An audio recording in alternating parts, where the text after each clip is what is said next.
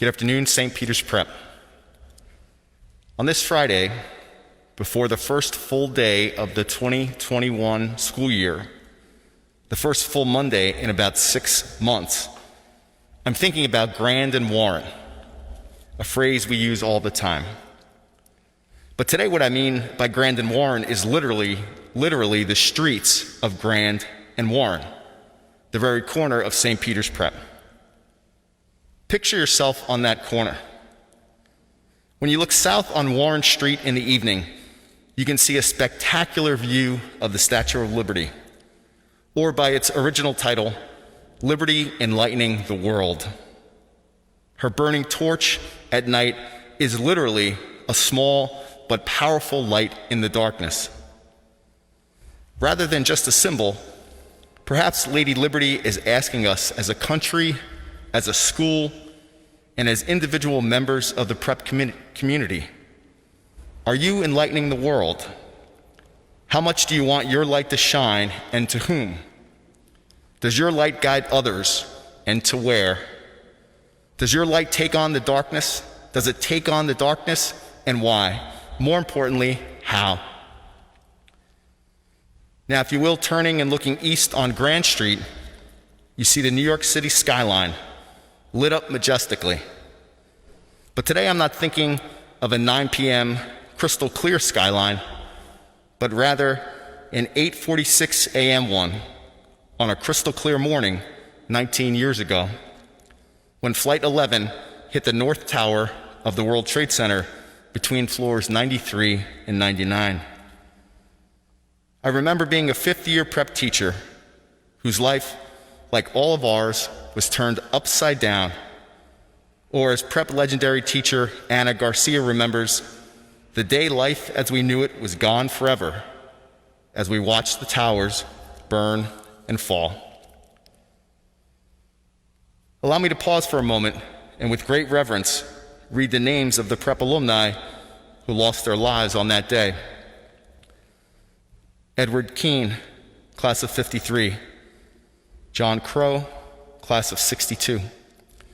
Robert Parks, class of 72. Tom Sullivan, class of 80.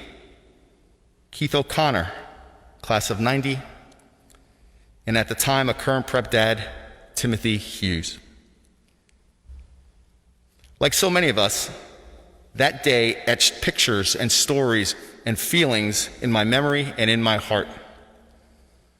One that stands out clearly was being in the library at the end of the day, when Jack Roslowski, class of 79, our principal at the time, addressed the faculty and staff. And he said, although it feels like the entire sky is falling down and the world is crashing upon us, one light will always overcome the darkness. Although he was speaking on September 11th, Jack was already thinking about September 12th and the 13th and beyond, offering us a hope I believed in as he challenged us, as the statue challenges us, to be that light in the dark days ahead. Now please picture standing on that corner of Grand and Warren one more time, and finally turn away from the streets and face St. Peter's Prep, and look at the very building right on the corner of Grand and Warren. You'll notice the cornerstone of Mulry Hall. It's the cross surrounded by the letters AMDG, Ad Majorem Dei Gloriam, for the greater glory of God.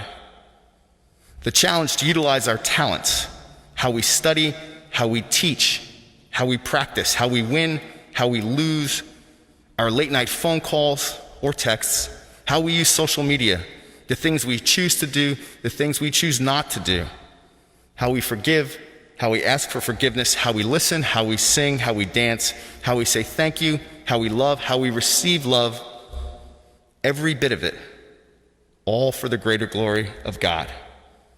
All choices as forms of prayer. Perhaps the greatest challenge for us. So this weekend, let's make good choices. Not just healthy and safe ones because of our care for the prep community in the middle of this pandemic, but ones that bring light and love, all for the greater glory, all the time, every time. Peace to you, my friends, on this day. And as always, let's go prep.